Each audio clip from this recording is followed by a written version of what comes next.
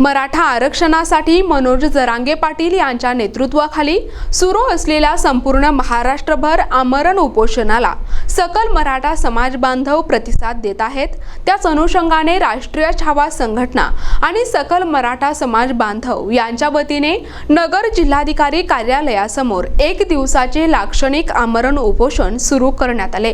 राष्ट्रीय छावा संघटनेच्या वतीने जिल्हाधिकारी कार्यालय अहमदनगर या ठिकाणी मनोज जरांगे पाटील यांच्या उपोषणाला पाठिंबा देण्यासाठी आणि मराठा आरक्षणाचा निर्णय त्वरित घ्यावा या मागणीसाठी राष्ट्रीय छावा संघटनेचे महाराष्ट्र प्रदेश युवक अध्यक्ष प्रवीण कानवडे यांच्या नेतृत्वाखाली आंदोलन सुरू असून या आंदोलनात संगमनेर तालुका अध्यक्ष जालिंदर गोरक्षनाथ राऊत, संभाजी हासे, विलास नवले, एकनाथ शेळके, ऋषिकेश त्रिंबक राऊत, दिनकर घुले, कैलास काशीद, मनोज हासे, सुनील राऊत, अर्जुन सोनवणे, संदीप चव्हाण, सौरभ दिघे, सौरभ आहेर, रत्नाकर सातपुते, बाळासाहेब ढमाले आदी सर्व कार्यकर्ते उपस्थित होते। यावेळी बोलताना राष्ट्रीय छावा संघटनेचे महाराष्ट्र प्रदेश युवक अध्यक्ष प्रवीण कानवडे म्हणाले, सरकारने लवकरात लवकर मराठा आरक्षणाबाबत निर्णय घेतला नाही तर मराठा बांधव तीव्र आंदोलन करतील।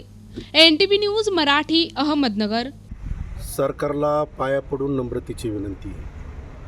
आजपर्यंत आम्ही गरीब आहोत आणि गरीब आहे आणि गरीब राहणारच।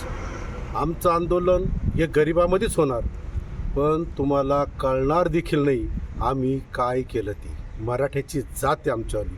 तर सरकारला पाया पडून नम्रतेची विनंती, जर जरांगे पाटलांच्या हृदयाला, काळजाला, मनाला धक्का जर पोचला तर सरकारला एकच विनंती आहे की तुम्हाला किती धक्के बसतील याचा तुम्ही विचार करा।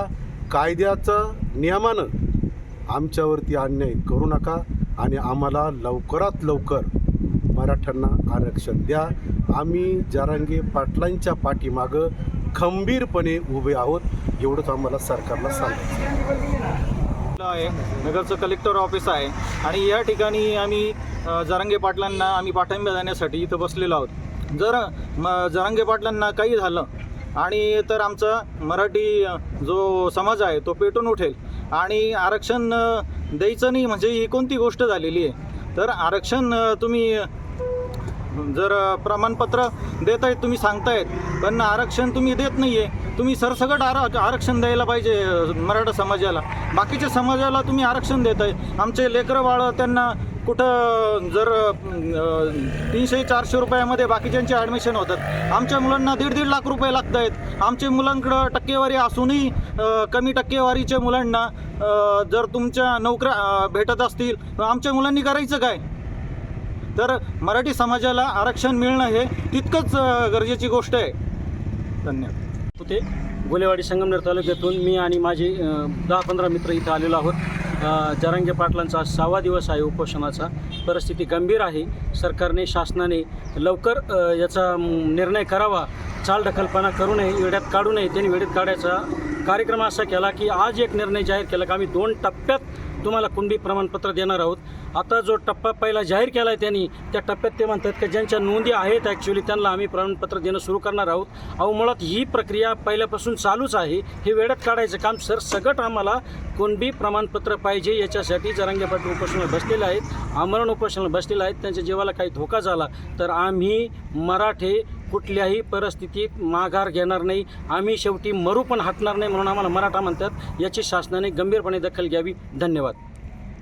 राष्ट्रीय छावा संघटनेच्या वतीने मराठा आरक्षण आणि मनोज जरांगे पाटील यांच्या उपोषणासाठी पाठिंबा देण्यासाठी या ठिकाणी एक दिवसीय लाक्षणिक उपोषण आणि धरणं आंदोलन जिल्हाधिकारी अहमदनगर कार्यालय या ठिकाणी आम्ही करत आहोत।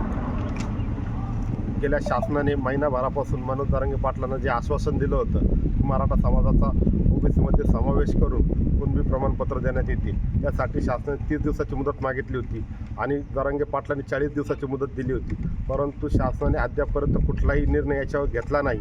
आणि त्यानंतर मनोज जरांगे पाटलांनी दिलेल्या अल्टिमेटमप्रमाणे 25 तारखेपासून आमरण उपोषण पुन्हा सुरू केलेलं आहे आणि त्याचाच एक भाग शासनाने त्यांची जी फसवणूक केली संपूर्ण मराठा समाजाची, त्याचा निषेध म्हणून आम्ही या ठिकाणी आज लाक्षणिक आणि धरणं आंदोलन करत आहोत।